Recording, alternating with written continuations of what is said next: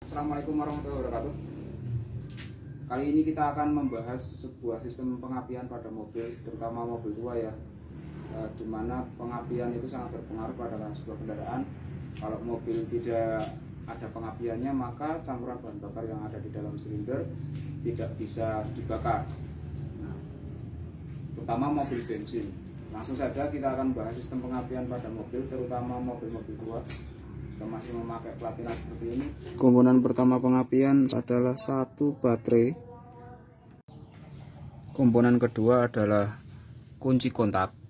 Kunci kontak ini macam-macam jenisnya, ada yang 3 posisi, ada yang 4 posisi. Yang 3 posisi maksudnya adalah off, kemudian IG atau on ya, kemudian posisi yang ketiga adalah starter. Kemudian kunci kontak yang jenis yang kedua ada 4 posisi, off, ACC, IG atau on, kemudian starter.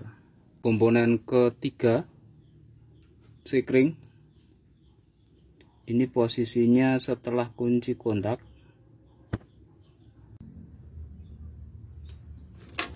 Komponen keempat adalah coil ya.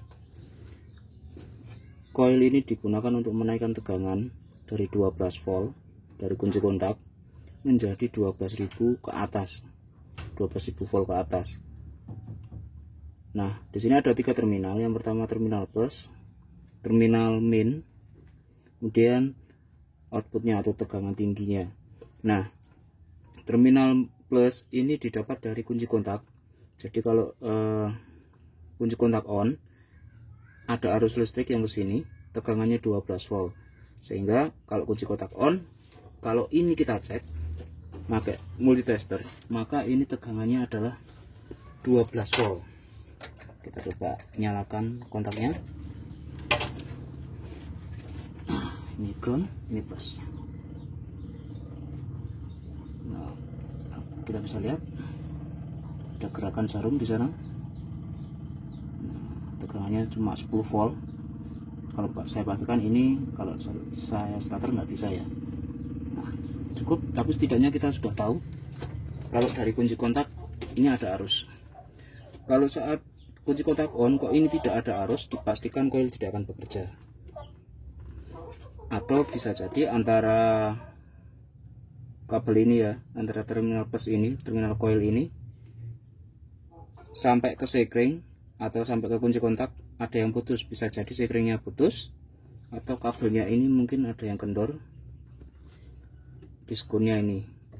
Kemudian terminal minnya ini terhubung dengan kondensor, yang mana pada saat rotor ya, camnya rotor itu menekan platina, maka platina akan terbuka dan arus yang pada saat rotor itu menekan platina, maka arus juga akan tersimpan di kondensor, sehingga pada saat camnya rotor itu terlepas dari platina atau platina menutup, maka akan terjadi discharge kondensor atau pelepasan arus listrik di dalam kondensor. Nah, saat pelepasan itu terjadi induksi di sini. Karena syarat induksi adalah naik turunnya tegangan. Dari terminal min ini, dari terminal min coil cap, dari terminal min coil ini akan dihubungkan dengan kondensor, di mana kondensor akan terisi pada saat platina membuka. Kemudian pada saat platina menutup, karena posisi cam di rotor, maka akan terjadi discharging atau pelepasan arus listrik dari kondensor ke massa ya. Nah, pada saat pelepasan arus listrik ini atau discharging ini, di sini akan terjadi induksi. Saat itulah akan terjadi induksi atau naiknya tegangan di terminal output kabel tegangan tinggi ini. Nah, saat itu akan terjadi loncatan bunga api. Terus apakah juga kemungkinan bisa terjadi induksi jika kondensor mati atau rusak? Bisa saja. cuman besarnya induksi yang keluar dari coil ini tidak setinggi kalau ada kondensor. Jadi misalnya mobil terutama yang sistem pengapiannya menggunakan platina, kalau kondensornya mati, pengapian yang keluar dari coil ini akan kecil. Komponen selanjutnya adalah delco. Di dalam delco ini terdiri dari vacuum adventure, kemudian tutup delco, kemudian di dalam sini ada centrifugal adventure. Delco ini fungsi utamanya adalah mendistribusikan arus tegangan tinggi, ya, dari coil ke seluruh silinder, mulai dari silinder 1, 2, 3, 4 gitu ya. FO nya adalah 1, 3, 4, 2. Jadi di sini nanti ditutup distributornya juga harus sesuai urutan tadi. Nah, kalau ditutup distributornya sendiri sudah ada nomornya, jadi harusnya kecil kemungkinan untuk tidak terbalik aliran ini ya, urutan pengapian ini. Kemudian di dalam sini kan ada platina.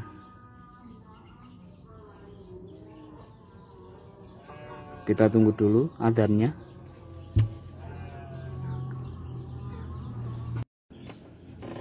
Lanjut, di dalam delco ini ya, ini kan ada vacuum adventure. Vacuum adventure ini akan memajukan pengapian. Misalnya tadinya di 15 derajat, mungkin dia akan maju di angka 16, 17, 18, 19. Majunya pengapian yang dikerjakan oleh centrifugal adventure yang ada di delco ini juga akan diperkuat oleh tekanan vakum yang ada di intake manifold maupun yang ada di karburator, karena di sini kan ada dua ini. Yang satu itu terhubung ke intake manifold, yang satu terhubung ke karburator. Nah, misalnya ini tidak dihubungkan atau ditutup, apakah mobil bisa jalan? Bisa saja, cuman mungkin nanti pada saat akselerasi agak telat ya, jadi semacam nyindal gitu. Atau misalnya yang dari intake manifold bocor gitu kan. Nah, di sini juga akan berpengaruh di performanya.